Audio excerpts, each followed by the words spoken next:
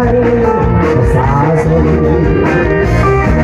เป็นนายบ้านบางวันจนหัวฟัน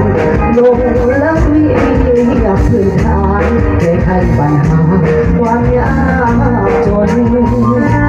ตามคดีเรื่องยากขโมยโจรของแม่ประชาชน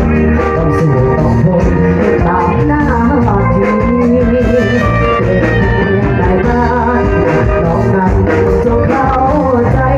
มองกันก่อนประสบใหญ่ลงไว้จนเจอร้อนหน้าที่อย่าไปใจน้อยว่าบัวลอยก็ดี